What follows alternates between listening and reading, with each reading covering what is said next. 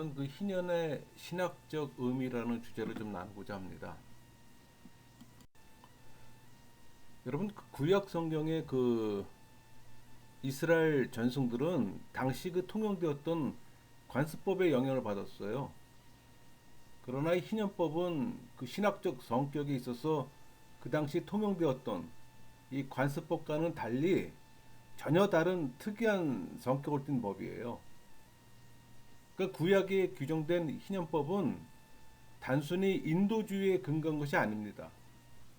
근본적으로 이 이스라엘 하나님은 어떤 분이신가라는 이 문제와 깊은 연관을 가져요.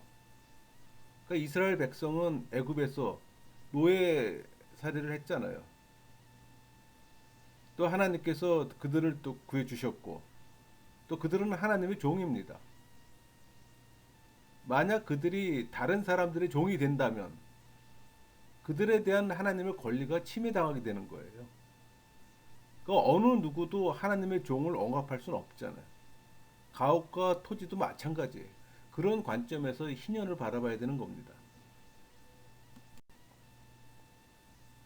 희년은 백성들에게 평등성을 회복시켜줬어요.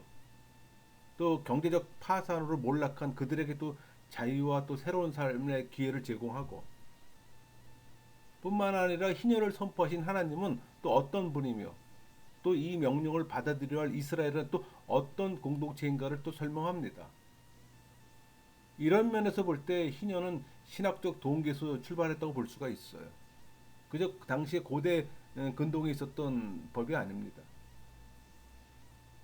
희년의 선포자이신 하나님은 또 어떤 분이시며 또 희년법을 받는 이 대상인 또 이스라엘은 어떤 공동체인가를 살펴보고 또 희년의 복음을 선포하시며 또 희년의 성취로 오신 예수 그리스도의 사역을 통해 희년의 신학적 의미를 좀 나누고자 합니다. 여러분, 희년의 선포자인 하나님은 피조물과 백성을 다스리는 주인이잖아요. 억눌린 자의 부르짖음을 듣고 또 그들에게 구원을 베푸시는 분이고, 이런 하나님의 사상은 희년법에서 잘 나타납니다. 그 희년법에 나타난 이 하나님의 사상은 양면성이 있어요. 그것은 창조주와 구속주라는 겁니다. 그러니까 희년이 안식일과 깊은 또 연관이 있어요.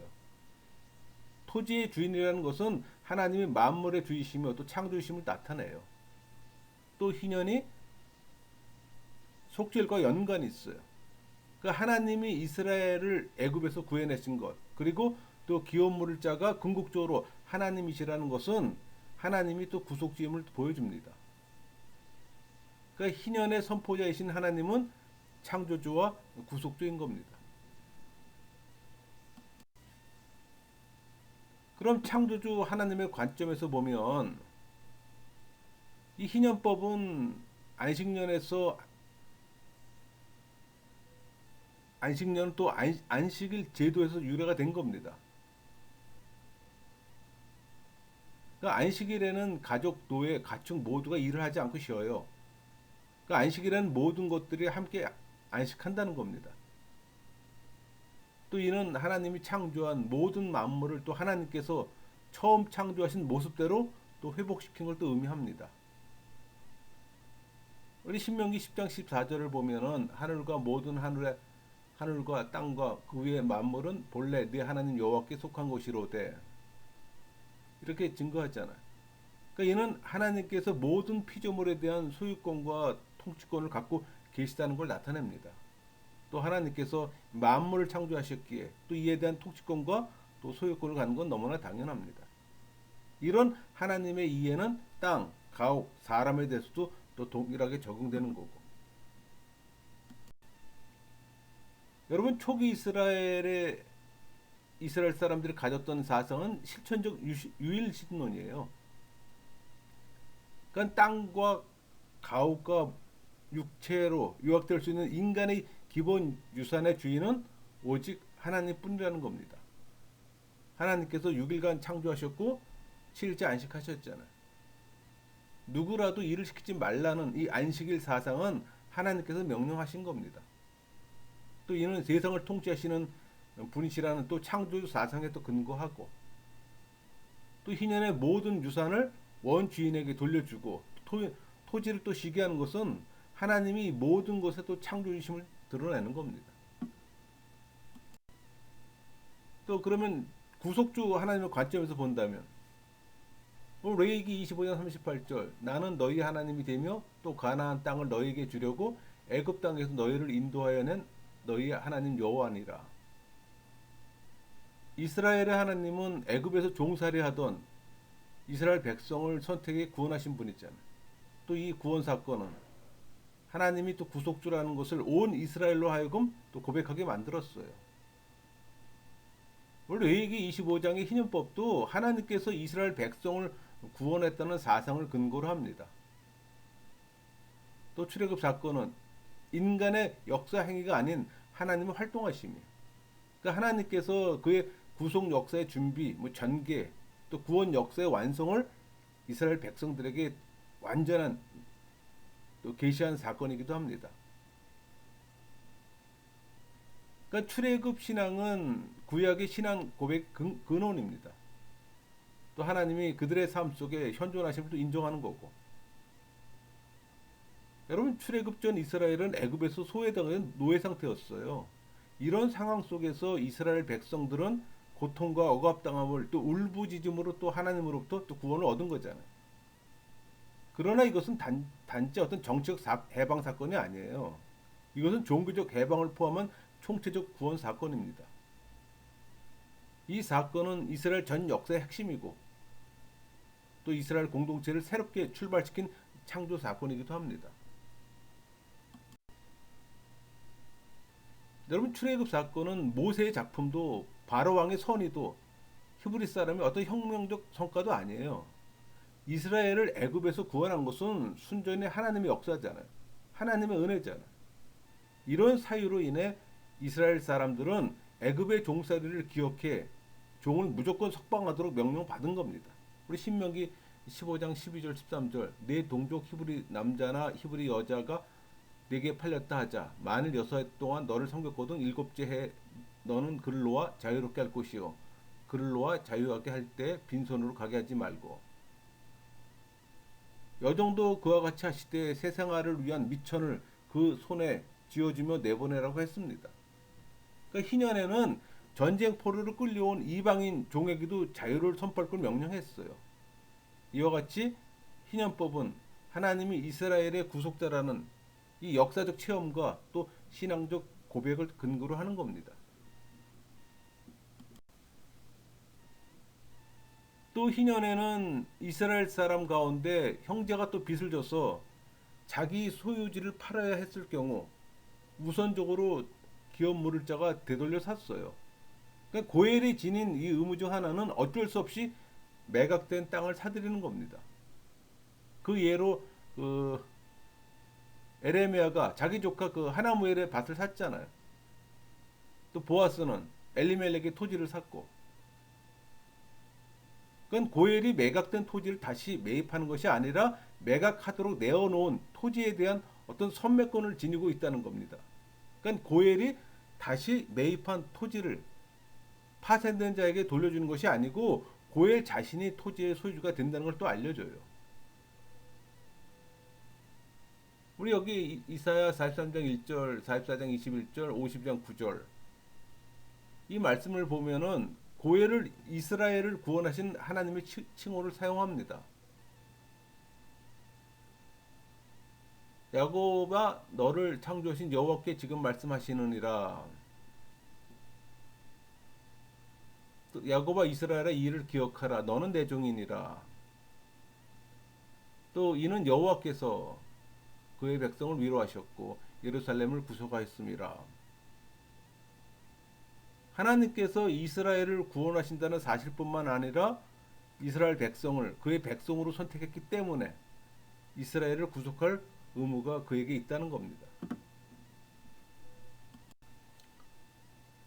하나님이 이스라엘의 구속자라고 말할 때 또 그것은 하나님이 자기 민족을 이 압제자의 손에서 구원하심으로 또 그들의 권리를 옹호하는 걸 또 의미합니다.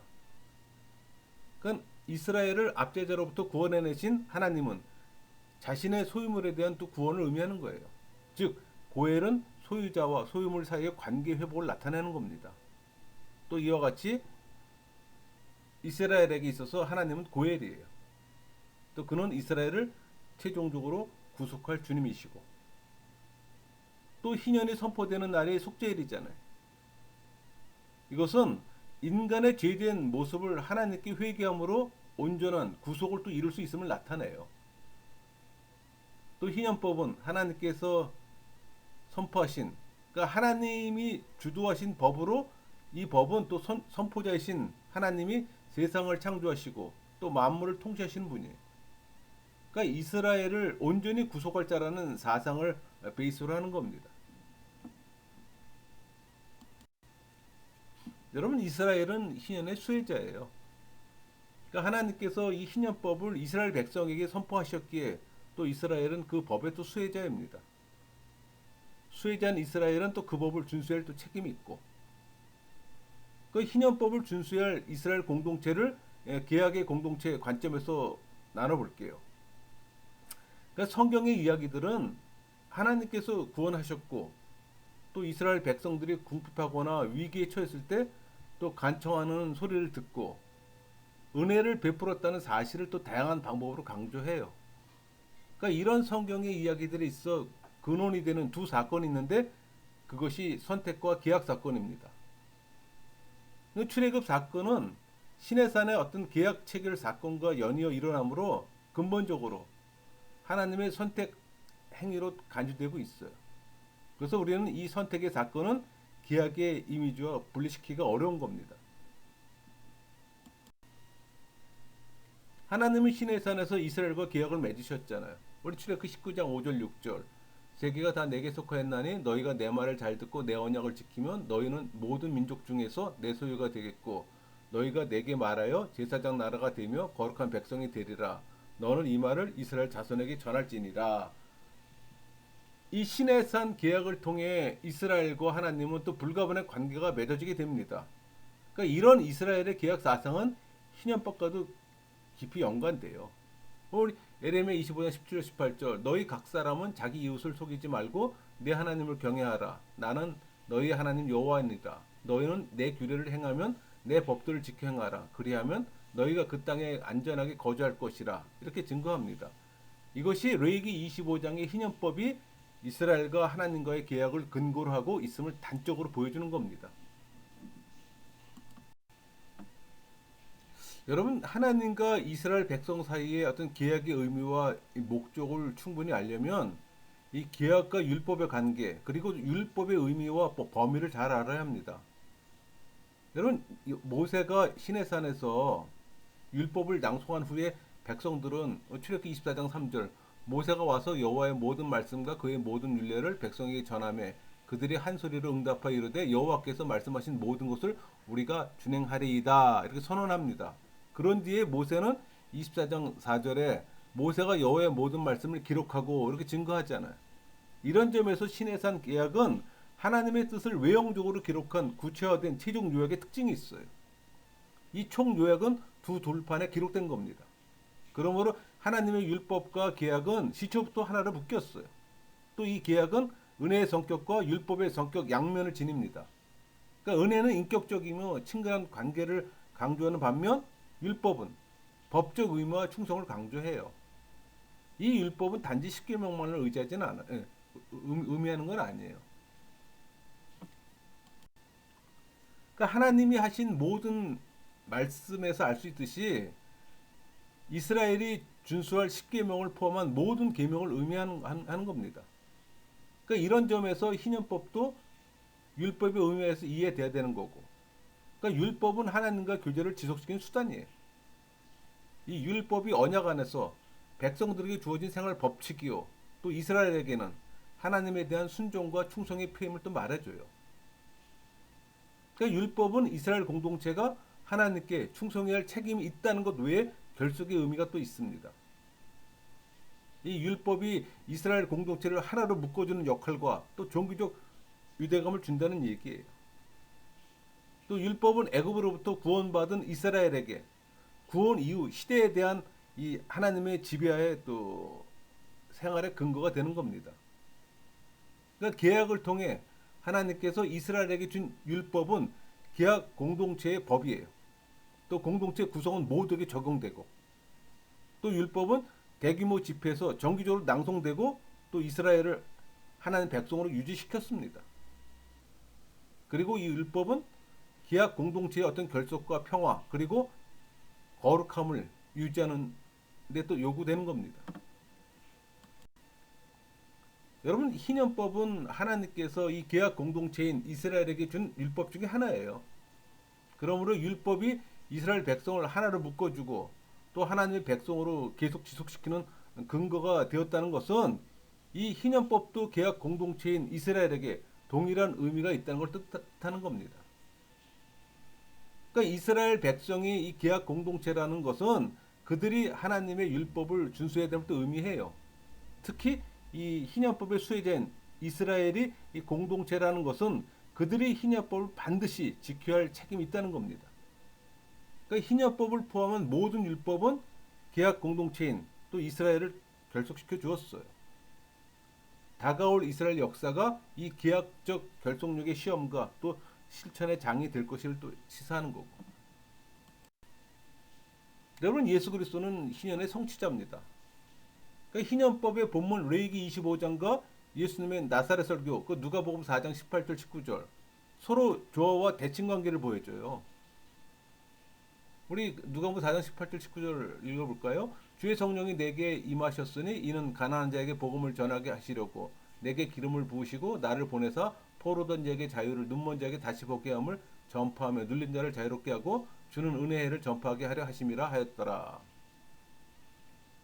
예수님의 공생애는 이 나사렛 회당에서 주의 은혜를 공포하는 것으로 시작합니다. 그러니까 예수님의 공생애를 시작하시면서 이 하신 말씀으로 그의 사명이 무엇인지 또 명백하게 보여줘요. 그것이 이사야 61장 1절 2절 인용하는 겁니다. 주 여호와의 영이 내게 내리셨으니 이는 여호와께서 내게 기름을 부으사 가난한 자에게 아름다운 소식을 전하게 하려 하심이라. 나를 보내사 마음이 상한 자를 고치며 포로된 자에게 자유를, 갇힌 자에게 노임을 선포하며 여호와의 은혜해와 우리 하나님의 보복의 날을 선포하여 모든 슬픈 자를 위로하되. 그러니까 자신이 온 것은 주의 은혜해 곧 희년을 선포하기 위함을 또 보여줍니다. 특히 가난한 자에게 복음을 전하기 위하여 오셨다는 사실은 가난한 자에게 기쁨의 소식을 선포한다는 차원에서 희년의 선포와 같은 목적이에요.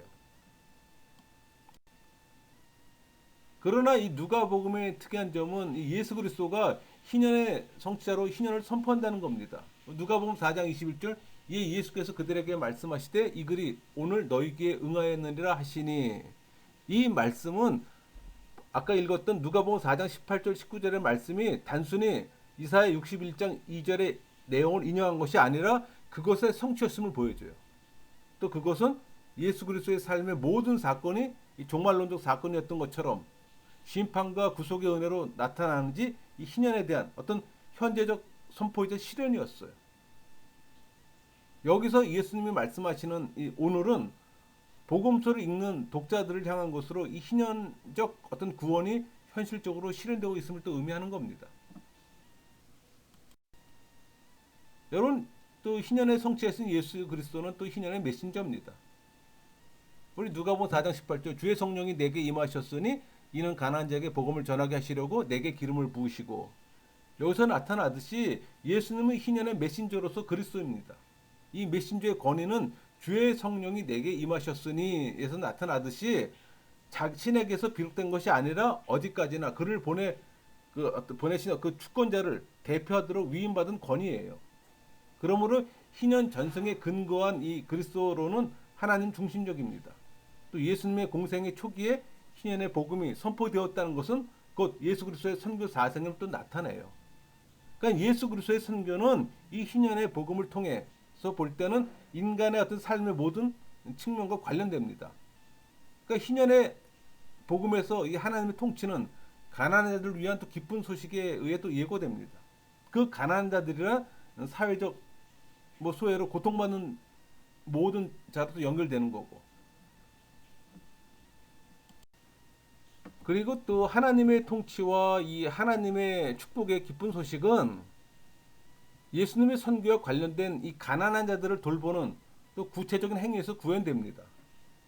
이 가난한 자들을 돌보는 행위들은 단순히 뭐 자선의 차원에 속한 것이든지 또 빈곤에 대한 어떤 위로가 아니라 빈곤 상황의 실질적인 변화를 가져오는 행위예요. 그러므로 하나님의 통치와 구원의 영향이 경험되는 이 영역은 정신적, 내적 세계만이 아니라 삶의 정치적, 경제적, 사회적 현실들을 모두 포함합니다. 여러분, 예수님의 선교에서 거룩과 세속의 구별이나 분리는 전혀 불가능해요. 그러니까 예수님의 희년적 선언을 진지하게 받아들인다면 선교는 내적, 영적, 개인적 차원뿐만 아니라 현실적, 사회적, 경제적 변혁에도 관심을 갖는 총체적 선교해야 되는 겁니다. 예수 그리스도는 이 땅에 희년의 성취자로 오셨잖아요. 그분은 희년의 복음을 선포했으며 또 그 복음은 내적, 영적, 개인적 차원뿐만 아니라 경제적, 사회적, 정치적 차원을 포함한 총체적인 것입니다. 말씀을 마치겠습니다.